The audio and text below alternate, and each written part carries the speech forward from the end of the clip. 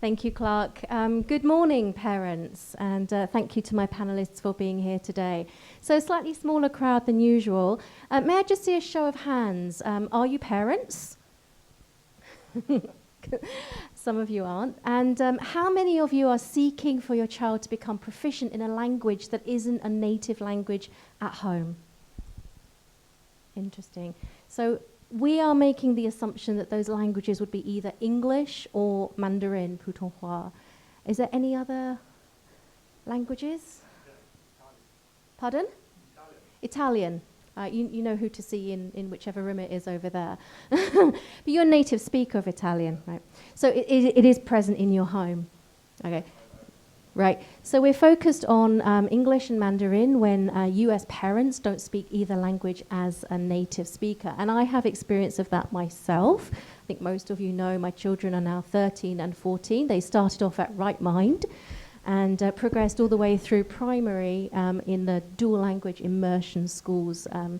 So I don't know how their Mandarin is or not, but So our panel speakers today are really the experts. May I just ask each of you to introduce yourselves briefly?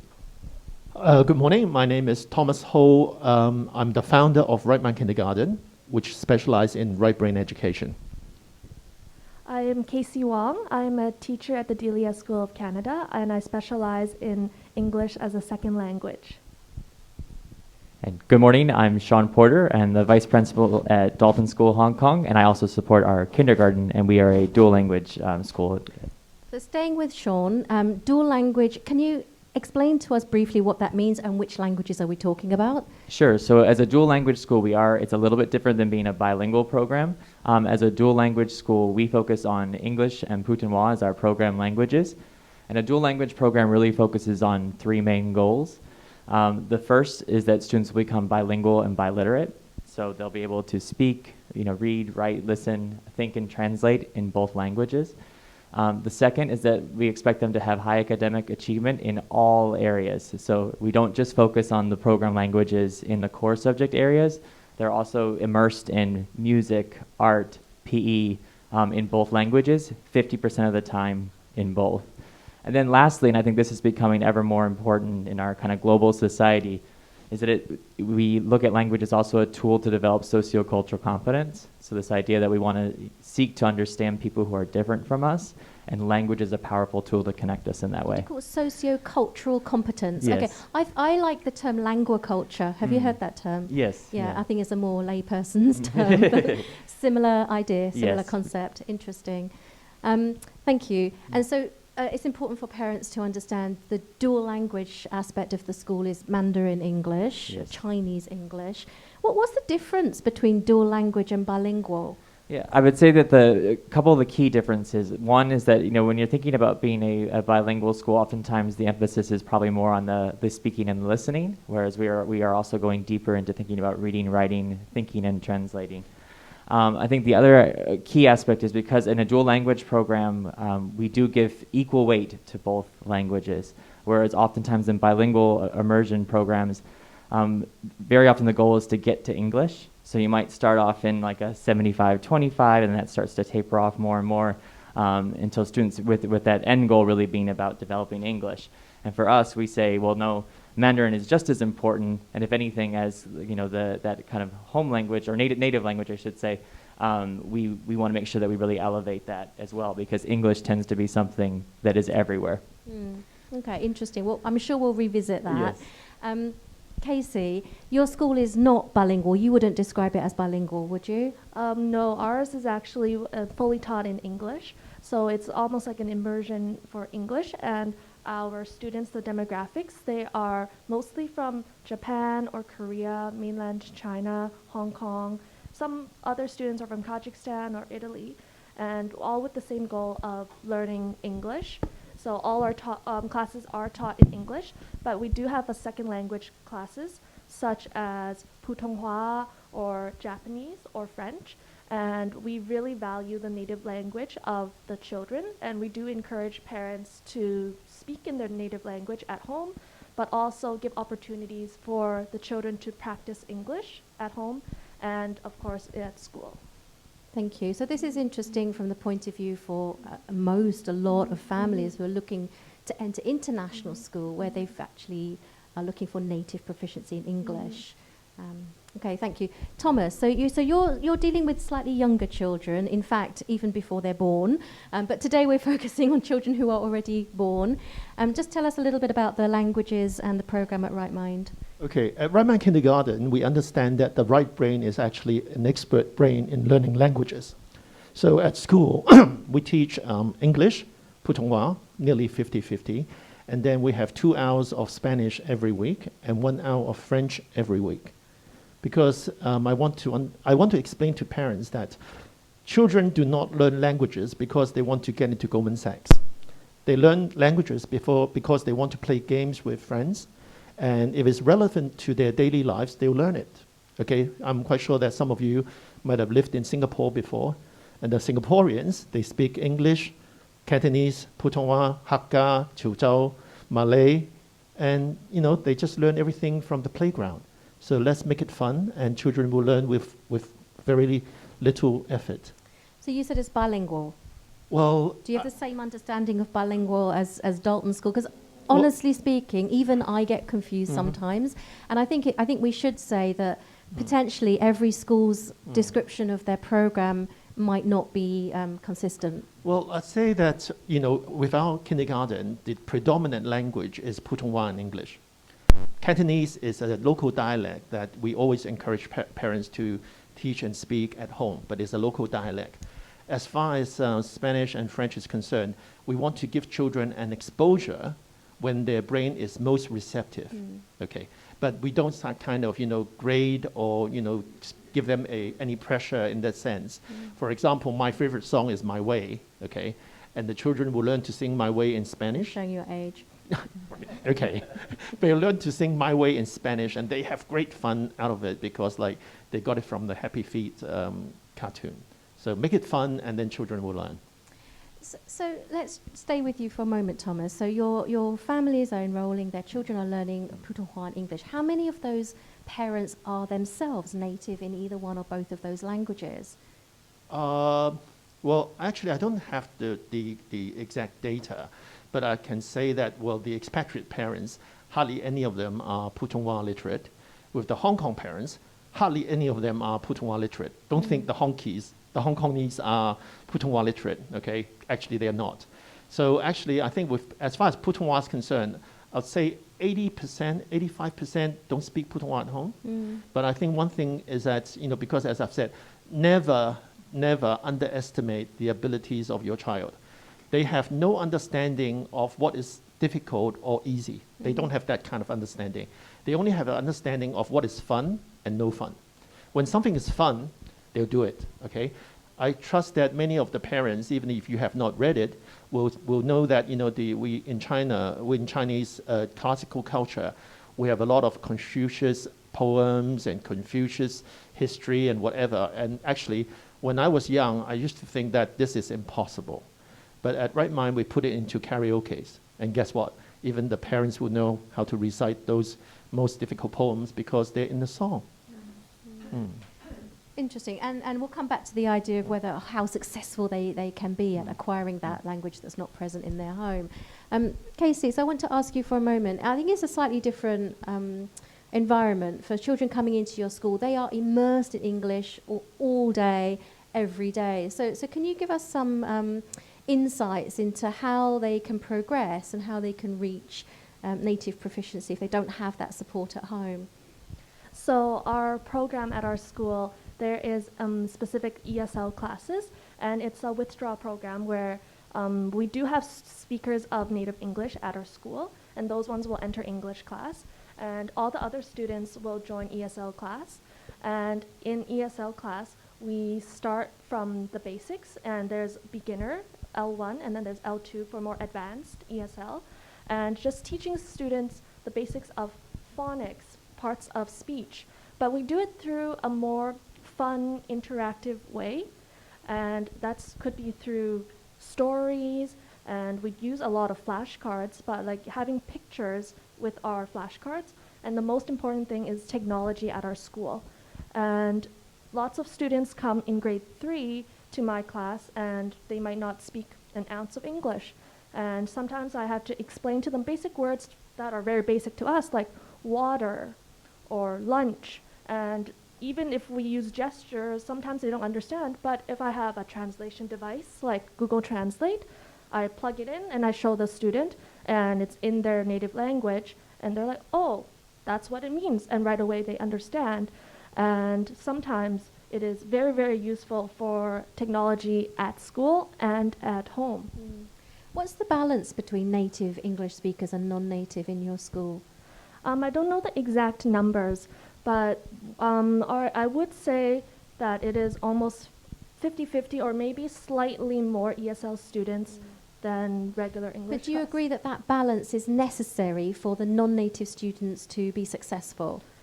Personally, I think absolutely, because if your child is playing at recess with all the other kids, they want to learn English because they want to communicate, they want to play with other kids, they want to sing with other kids, and that is definitely necessary. And presumably also in Dartmouth School and also in Right Mind, you want to seed that diversity, right? So it's important to have some native speakers of either English and or Mandarin for the non-native speaking children to be successful. Would you agree? Absolutely. I think in general, diversity is great for creativity, but when thinking about language development, there's one-way dual language programs and two-way dual language programs. So one way is something that we can control. It's just basically that we do a 50-50 model across all subject areas. But a two-way is really the ideal, and that's when we do have, 50% of your student population is speaking, in our case would be speaking Mandarin. Now, we aren't exactly there, but I think the idea is that you do have a diverse population so that those immersive play experiences have more and more students who are wanting to use different languages to connect with each other. I don't really understand your question when you talk about diversity, because like we cannot control, like we don't have a policy of controlling, like we want 50% expat parents, and then we want 25% Putonghua speaking or 25% Cantonese speaking. That's not how we work. We see every children to be like a blank page. No matter where they come from, we teach them the same way, okay? And sometimes, we get asked this by parents all the time. Oh, you have parents from Korea, you have parents from the States, you have parents from America. And what our standard response is, we have no control over that. No matter where they come from, no matter what, because as Ruth was mentioning, we start with prenatal education. And then, we make friends with the a lot of them start from prenatal, and then we know them from the kindergarten years when they start from 1 month old, and then by the time they come to kindergarten, they'll be about 1.5. So actually the background is very diversified, but we cannot control. I think one thing very important is that they will fall, because when you're in Hong Kong, the language is either English or Putonghua or Cantonese. That is the background. That is actually, Hong Kong is already a very diverse place.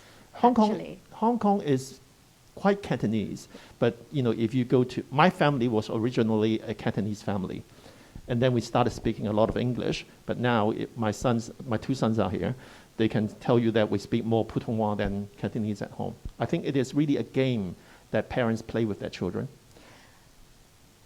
Potentially a risky game. Right.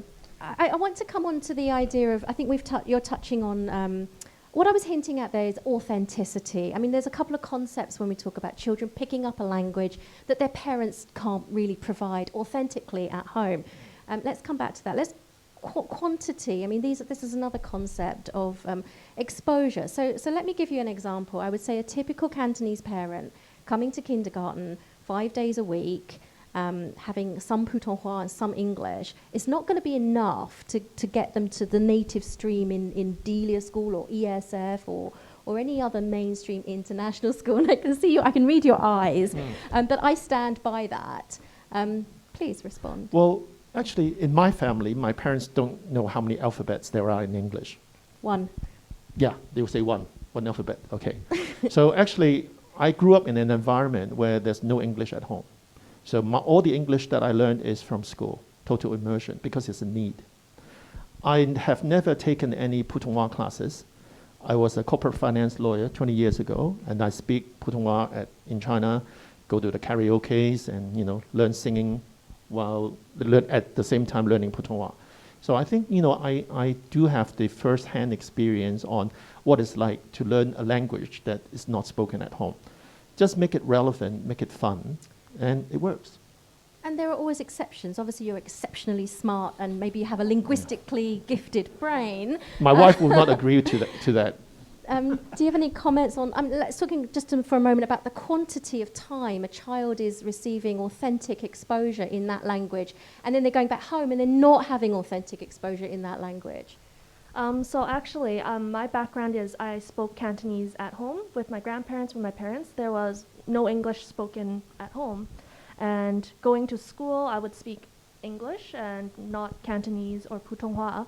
But my parents gave me books at home that I could practice with. Back then, when I grew up, it was there was not no technology, that type of thing. But providing me the opportunity at home for a chance to look at English books really did help.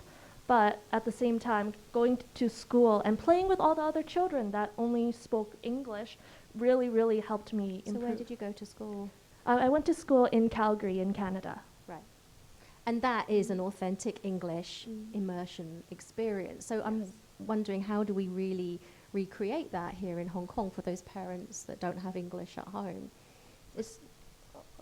What I always tell my parents is they have to give the opportunity to children to practice English at home, but that does not mean saying bye-bye to the native language. You have to continue your native language with your children, but have those English books, have audio books, have videos, English media for them to practice. Does that work? For me, what I see in my students, it does work. I do have some parents that don't provide that versus some parents that provide that, and there is a difference. But your students are already in that English immersion environment, right? So I think maybe for some of our parents, their children are younger, so they're aspiring to enter that environment. So how do we get them there? I don't know, Sean, if you have something to add. Sure, and I would definitely agree with Casey that when it comes to home language, to continue to use whatever your home language may be, whether that's a program language or not. But I do think that time is important, and the amount of time that we can be immersed in a language is helpful. I can speak on the opposite end of being in a monolingual home, and you're monolingual. I thought I was the only one. I'm unfortunately a typical American that is monolingual, and I took Spanish and I took French, growing up. But I took them as isolated classes, language classes. They were not immersion classes, and I never got the opportunity to use them, in a relevant, playful way. And so I think what we really try to create at Little Dalton and DSHK is opportunities for students to be authentically immersed in the languages, either a half day or a full day at a time. And from a parent perspective, you might not be able to do that in one of the languages at home, or even either of the languages at home. But that's okay. But you can also do things, if you can set up play dates with your child so they can be playing with friends in their class who might speak a different language. You can also be modeling good language behavior so that it becomes easier to acquire new language. So things like how do we show that we're a good listener, asking questions so they're just developing the art of language. And then it's really the school's responsibility to add on those program languages. Is there any science behind quantity of exposure? Do any of you know? So we work with the Center for Applied Linguistics out of Washington, D.C., and one of the reasons why we ended up going with the dual language model is because their research did find that the more students could be immersed, I can't give you an exact number per se, but the more students are authentically immersed in the two program languages, the more beneficial it is. Yeah, have you read any studies on this? I think authentically immersed is a really interesting concept, and speaking from personal experience and all the families we work with, it's critical for success. I want to stay with the idea of home language. It's something that's a term that we've bandied around. Sometimes we talk about home language or mother tongue or native language. What does that mean? I mean, Hong Kong is a linguistically complex place. I speak to parents all the time that tell me they have multiple home languages. But can you help us to break that down? Sure. When we think of a home language, it's really you're in your case. If Italian is the language that you grew up speaking, that you feel most confident and proficient in, that would be your home language. But your partner might have a different home language, which is I feel like Hong Kong is one of the most unique places in the world for that kind of multilingual home. And so, it's also okay for your partner to be using that language that is part of their identity and their home culture. Because I think part of this is not just about language development, but it's also about identity development. And so if a child takes pride in their family's culture, their family's identity, that makes them more confident and more able to access language and add language. So I think there's an element of that to it as well. Oh, okay. So I'd like to add, so I spoke Cantonese with my family, but there's a difference between native language and home languages. Because home languages, my mom speaks Burmese and Cantonese, and my dad just speaks Cantonese.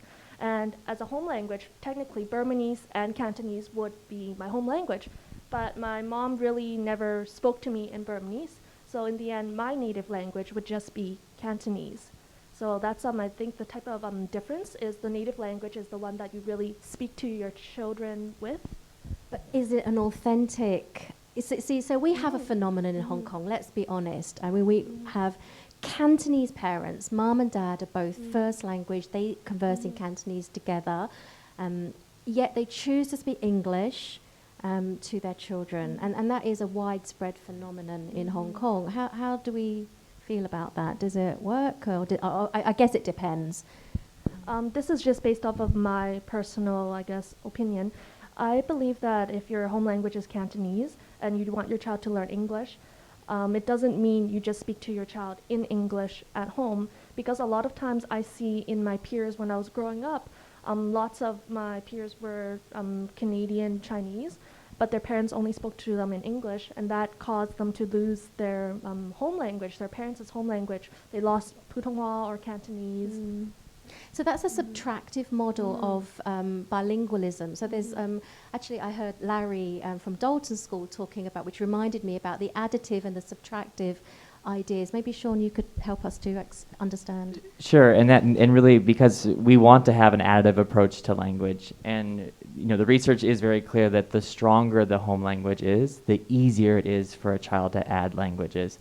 And that's again why we've gone with the 50-50 immersion model, because we don't want a child to ever have to sacrifice what they're learning at home, what they're doing at home, for the sake of adding the school program languages.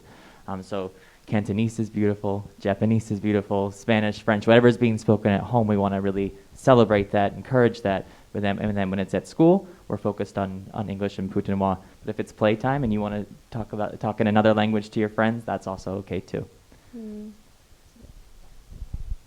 I think this topic is very, very wide, because when we're talking about home language, is the language that is understood at home. So the reason why I spoke to my sons in English so much is because we've got a Filipino helper that speaks English to them, and we give instructions in English. So that's how English becomes so prominent at our home. As far as what is the mother tongue, I always say that, well, when you see a cockroach, will the child say, "Help, Dad," or "救命啊, 救命啊"? What is the natural, instinctive, responsive language? Then that is the mother tongue. When we talk about the language, we're talking about two levels. One is the communication level, which means that you don't have to understand the culture or the literature or whatever. It is just a, "How are you? I'm fine. Have you had lunch? I'm having a good day. What's the weather like?" So that is one level.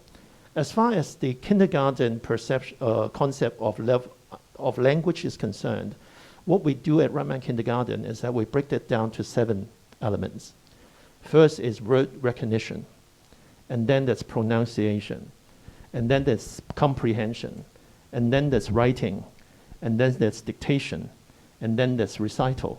Okay? In order to understand the language, you have to break it down to 7 elements. But those elements, when it comes into a child's brain, word recognition comes in at 4 months old, okay? When they are capable, teach it and don't waste their time. Because if you don't do it, you're going to do it later. So word recognition comes in at 4 months old. Pronunciation in any language comes in at about 1 year to 2 years old, depending on whether it's a girl or a boy. A boy is actually slower than a girl. So if you have a girl, obviously, congratulations, they're smarter, and so they will recognize the word and read it earlier. As far as comprehension is concerned, children cannot comprehend what is relativity until they're about 11. But whatever they can touch, they can understand as soon as they can see, about 4 months old. Writing is a muscle skill.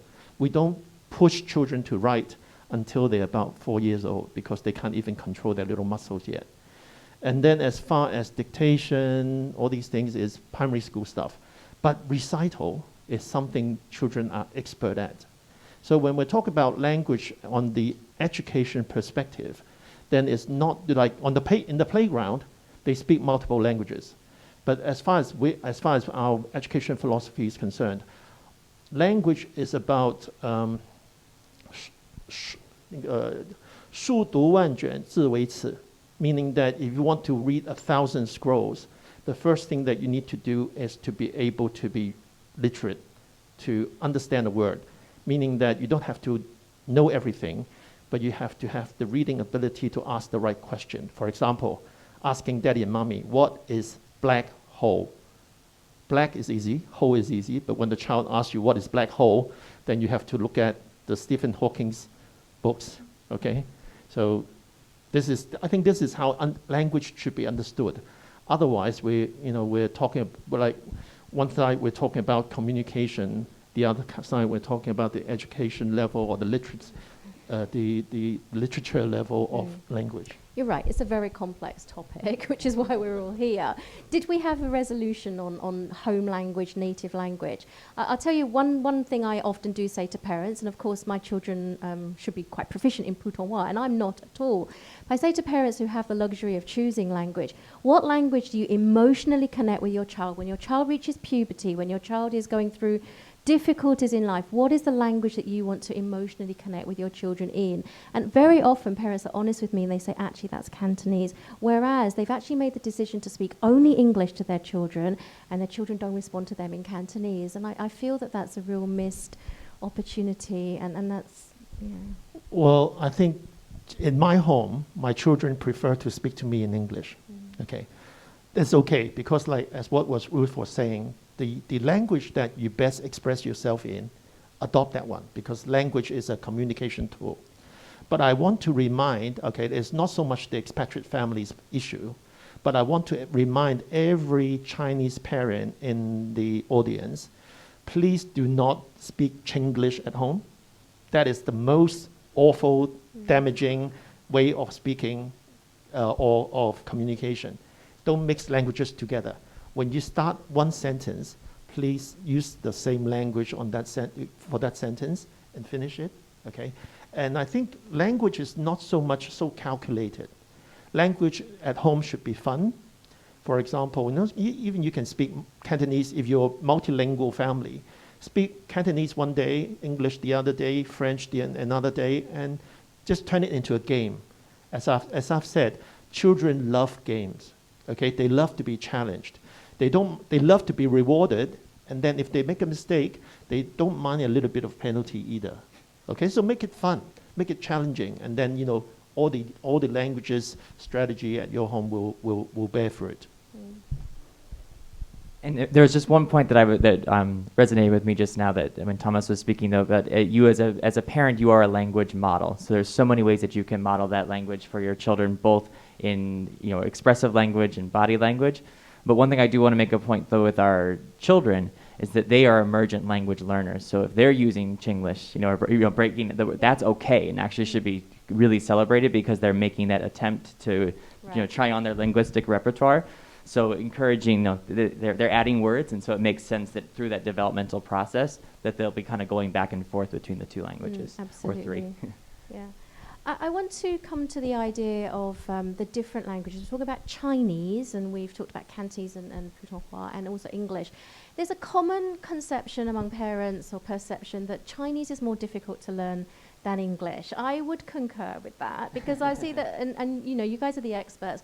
It's actually two systems, and so you've talked about dual language, meaning literacy and verbal proficiency, but maybe some of our parents are only interested in verbal proficiency. So can we start to break that down for our parents, the differences between these systems? Chinese is pretty much like Egyptian language, okay? It's a picture. It's a picture.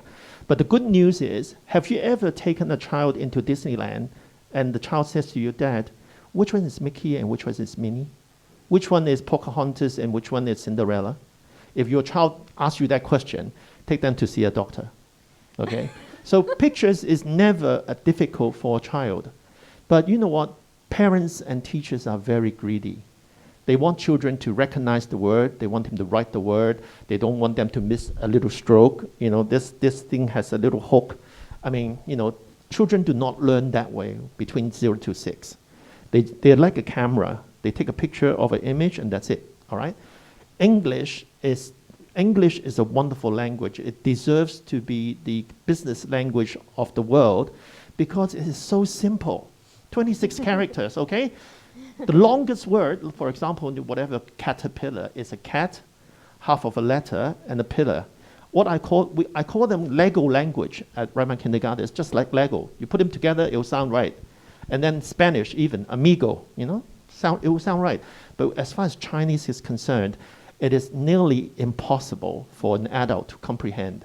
But the good news is that even as adults, if you understand that if you can recognize about 900 pictures, pictorials, okay, of the Chinese language, you can already read, I'm not going to mention the name of another newspaper in Hong Kong, all right? You can read a Hong Kong newspaper with not much difficulty. You can read it out. You might not understand the meaning of it, okay? So please understand that the Chinese language, the barrier, the stratosphere for Chinese language is that you challenge yourself to learn 900 characters and then you're literate. But actually not too many people have quantified it for the adults or the children. So we know that if we play games with the child and pass that threshold, your child will be Chinese literate. So the happy thing is that, you know, education, the word education in Chinese is 教育. 教 means education.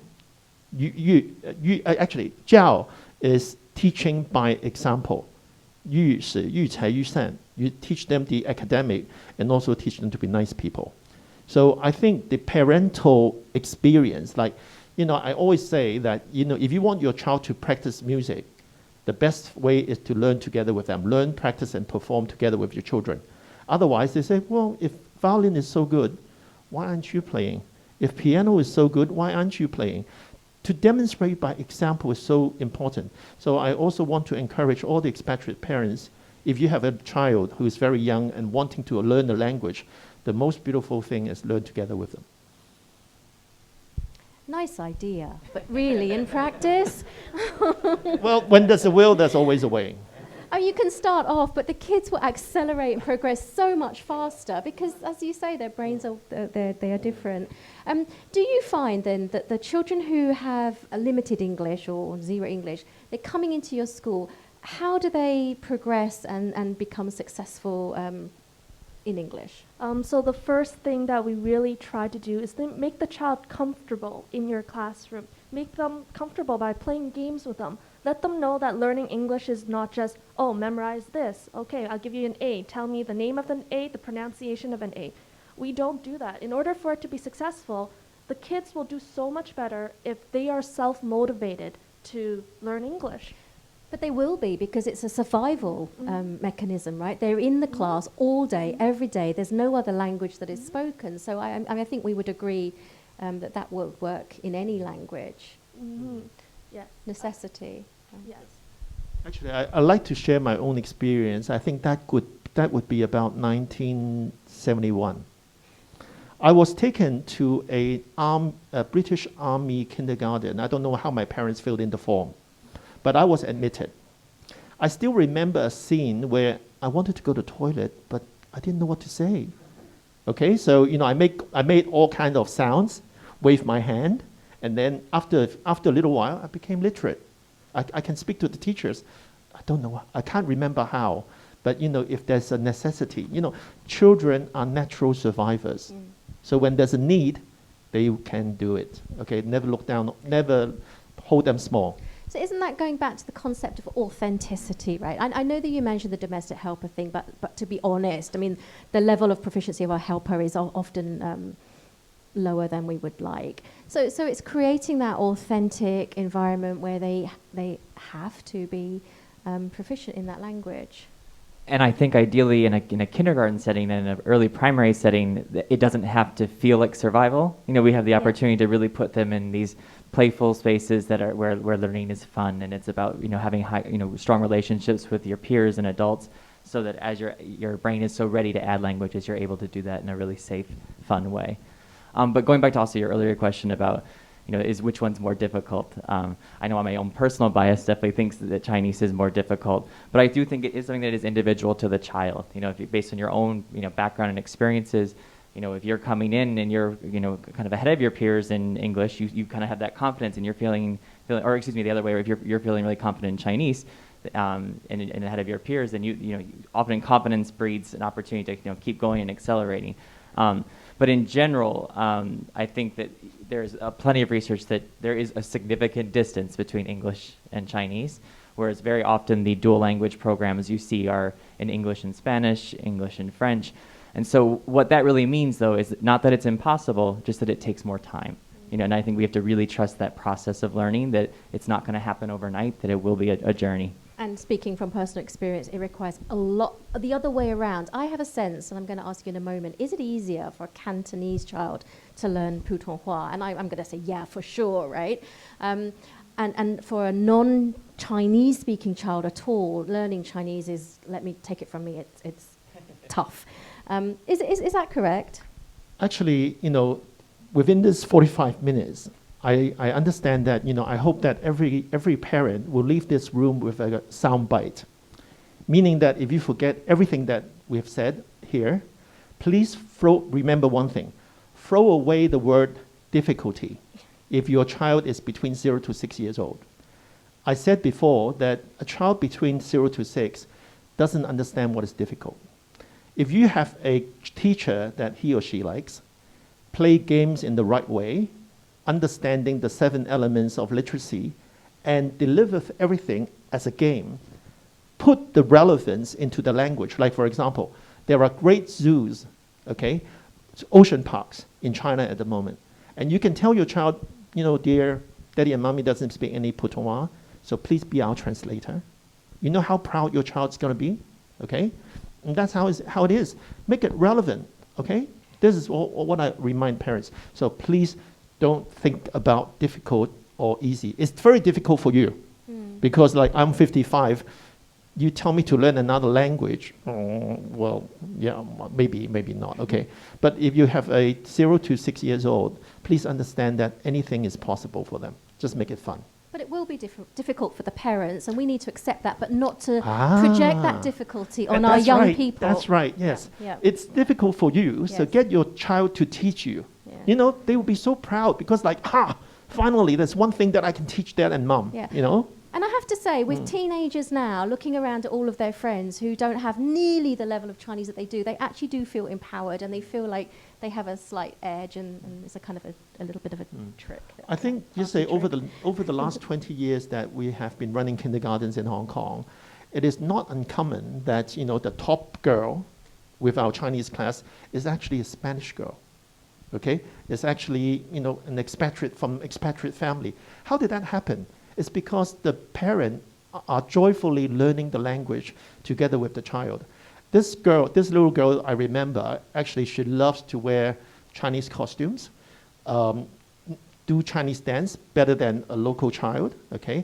And I can really see that, you know, the parent is bringing internationalism into the home. The family is a very traditional Spanish family. You know, daddy loves the Spanish soccer, and mom is a wonderful Spanish cook, and they can dance flamenco. This is what the world's becoming. We are one world. They are exceptional family, right? Yeah, right, of course. okay. To add on that, so earlier we mentioned like learning for survival, and yes, for sure your child will learn by survival. And for example, what you shared about going to the toilet, they will learn like, oh, can I go to the toilet? They'll learn that very, very fast, but can they translate that into reading, into writing? So maybe sometimes, but as long as you make it fun, as long as they're motivated, they would want to learn how to write that, how to read that. So it's really, really important don't pressure the child to memorize it. Don't learn it in like, for say, the traditional way, but instead make it into a game, make it fun, and getting the child to translate for your parents, it's something that really helps build that learner agency within the child. Yeah, and we are at the kindergartens festival, so we focused on very, very young children. But it is important to make a distinction between learning, making it very fun and games, but later on, when they enter primary school and turning towards a more academic level of language, there's going to be a shift. But our parents are probably still at the younger stage. Actually, I think, I'd like to throw a spanner into the works. What's becoming of this world is that I go blah, blah, blah, blah, blah, blah, blah, and then things will come up with in another language. Perhaps very soon we put on these glasses, whatever you hear, it will be translated in your ear, okay? So I think, we have been thinking about this, like, although we are kindergarten, but we think 10 years or 20 years ahead. What are we going to do? I mean, I love my language. I know that English is practical, but with a consumer world of, 13 billion people in China, I mean, Chinese is inevitable. So how am I going to make it fun, relevant, easy learning for the students? It is the thing. It is more than what we're now talking about, because that is what we talk about, advancement of the education program.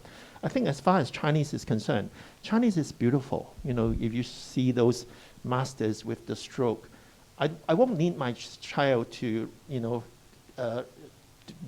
writing, making it so painful, because writing is not so much necessary. But the artistry of Chinese words, this is something that needs to be learned. So I think, when technology continue to advance, the pain and suffering will be gone. Enjoy the language, okay? See the beautiful side of it, the poetry, the writing, whether it's Chinese, English, and... So are you saying that all those hours of dictation will soon become no longer necessary? It won't. You heard it here first, guys. No, actually, I know it's necessary now, but, I think with education, we have to project what's going to be happening 10 years, 20 years later. And if your child asks why, because like the technology is in front of them, and they say, Mom, Dad, why are you putting me through this slavery when I can just press a button and this is going to happen? So what I am now trying to do is to, in a way, bring the artistry or the beautiful element of each of the languages, so that people genuinely enjoy the language and not so much is a chore. Did you have something to add? Shall we talk a little bit about that? Leads us into the sort of the culture. So in maybe we can start with you, Sean, since you're holding the mic. How do you inject elements of the Chinese culture? And for most of your students, it's a heritage language, and you talked about the concept of cultural competence. Sociocultural competence. Thank you. Go ahead.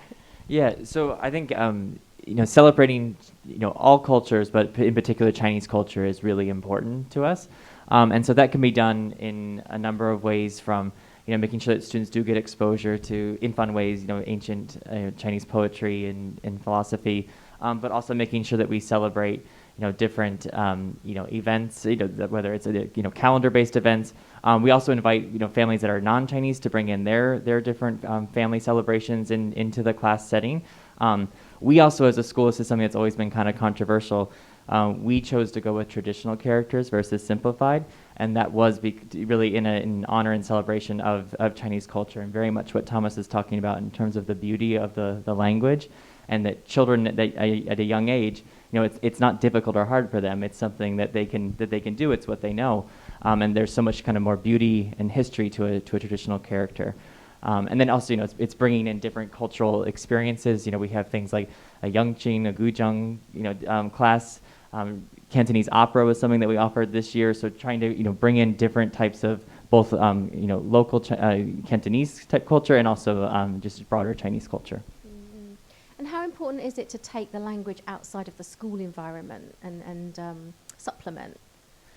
So I think it's great if we can build more opportunities for students to be authentically immersed in language outside of school. But what I would discourage is, feeling like you need to send your child to a kind of a rote center experience after school, but instead scheduling play dates, going to a Chinese restaurant and allowing your child to maybe try to order some of the things on the menu. I think we heard different nice examples of going to different parks and things like that.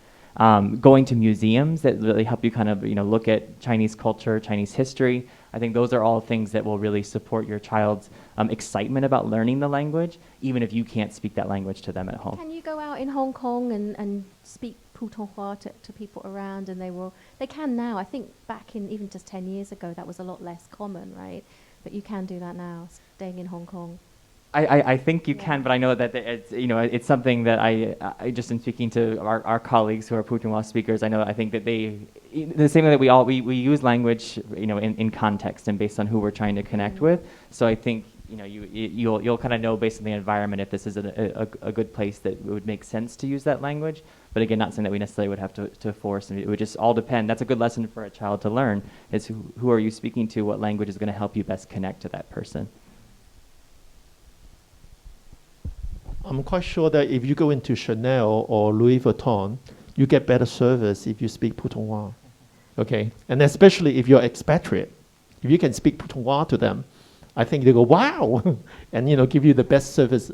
I mean, the term expatriate is a loaded term, and I don't know, looking around the room, I can make certain assumptions. But what I will say, since you touched on that, I mean, if your children do not look Chinese, or even if they look a bit mixed, it's 10 times, 100 times more difficult for anyone to actually take your child seriously in terms of interacting with them in Chinese. So I think that those Chinese kids certainly have an advantage. I think just say from my desk, because like we teach a lot of Chinese traditional poems, literature, and I can tell you that when our students speak to adults, they will take them seriously, because a lot of the things that the children, even at 5-6 years old, have learned will exceed a normal high school student in Hong Kong. Because, like, to be honest, our standard curriculum is really not there. It's not at par as far as Chinese In traditional Hong Kong. culture is Well, especially concerned. when they go to an international school. So, I mean, we haven't talked about, we're not here to talk about the Chinese program in Delia School of Canada. But, we know that there are not too many international schools in Hong Kong that can teach Chinese to the level that say, Dalton can, that we're talking about today. Well, I'm not so sure whether that's true or not, because like I understand that now a lot of the international schools in Hong Kong, the senior years, they have IB Advanced. So I remember vividly that 15 years ago, when I talked to the expatriates, the international schools about Chinese program, what they said to me is, well, our parents are not so interested in learning advanced Chinese. But I think, now the tide has kind of changed. And then now, I see a lot of the international school having a decent and a much higher level of Chinese curriculum awareness. So It's improving. yes. Come back in September and we'll discuss that more for the primary, secondary schools. I think we'll leave it. Actually, I want to just turn to you, Casey, for English, because just to share, I mean, when I went to school in England, I was in classes with mostly immigrant children whose parents didn't speak English, and they were just fine, and that's what inspired me to put my children into Chinese immersion classes here. So are they just fine when they stay at your school for several years? What's the outcome? So for our school, it definitely has to be a learning process. So don't expect to come to our school for 1 year and have proficiency in English. It is like children, in order to be proficient in a language, need 6 to 7 years of, I guess, elongated exposure to the language. And that's what we see in our school. Our ESL program's only for 2 years, and even when you graduate that ESL program and go into the mainstream English class, you might not have native English speaking skills, but you know enough English to, in a way, get by, and throughout, later on, you will just improve and improve because you have the basic skills. Okay. And is English easier to learn than Chinese? Personally, yes. Yeah, I think we would all agree. Such a complicated topic. I hope that we've helped to break it down a little bit for you in certain areas, and we'd like to spend the rest of the time to open up to the floor for questions from parents or other educators in the room.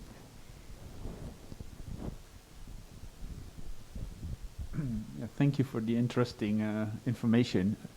I have a question about, we have a daughter of 1.5 years old, and my wife is native English speaker and I'm not, I'm Dutch. So at home we do English and Dutch. And then she goes to Cantonese playgroup. And so I'm a little bit, because I heard like you need 6 to 7 years to be proficient in the language. Does it slow a child down if she gets so much?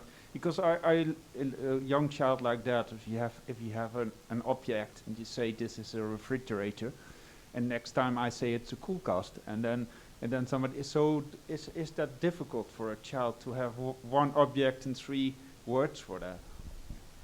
Personally, I don't think it would be difficult at all, because when I was growing up, same thing, my parents would be like, oh, refrigerator, and then I go to school and they're like, oh, they tell me the English word for refrigerator. But as a child, I think like our minds are amazing, powerful, and you are able to differentiate between the different languages. But obviously, don't try to, like, in one sentence, don't speak bits of Chinese, bits of English, bits of Japanese all in one. If you speak them in full sentences in English or Japanese or in Chinese, so they can hear the difference between the languages. Actually, I like to, in a way, express my understanding on languages. With right-brain education, we say that a child between 0 to 6 years old can acquire a language within 2 years, not 6. Okay. Number one. Secondly is, if you speak Dutch, mommy speaks English, keep to those languages. Because actually, the children's brain do not operate like ours, okay?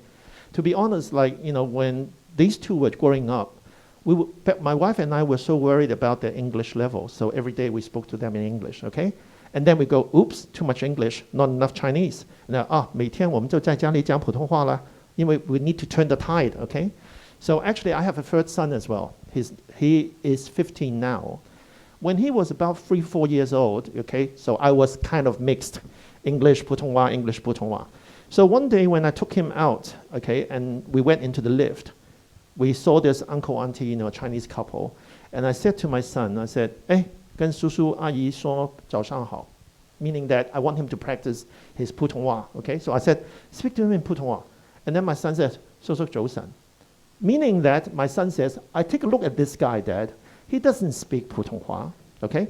My son has never spoken Chinese to my maid, never spoken English to my mother, who doesn't understand a word of English, and he can speak whatever he likes to anybody he likes. His brain is not, is very, in a way, they are more adaptive than we are, okay? So don't worry about them being confused. But when you go to school, then actually the teacher must not be confused. Because like, for example, at our school, we say that there's only 普通话 in English, French and Spanish. All the Cantonese teachers at the school all speak 普通话. And actually, your child will learn the rules, because they say when they learn facts, they will develop their own rules. They are very smart, so don't have any worries. But I think you have to find a school that supports what you want. And of course, like if you don't lead, then let the school lead, because like parents, definitely you have your education philosophies, match it with the school, and then everything will be all right. Oh, sorry, I just wanted to explain the 6 to 7 years for accusation. It's only if it's English language learner. It's not about native language. It's if you speak Japanese at home and your child is coming into our school and they have no English experience, then it might take 6 to 7 years to acquire that new language.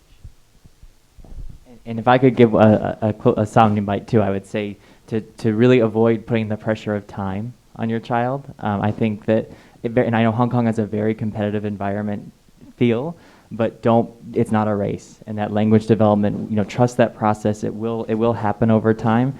And I think, Thomas, you're really just describing that idea of translanguaging. They're developing a whole linguistic repertoire. Your child's so lucky that they get those 2 languages at home, and you can now think about what ones do you want to add on. Thank you. Is that time up, including questions? Time's up. If you have, sorry, we went a bit long. If you have further questions for our panelists, they will stick around and maybe just outside. Please do approach them. Thank you for your time, and thank you to my panelists.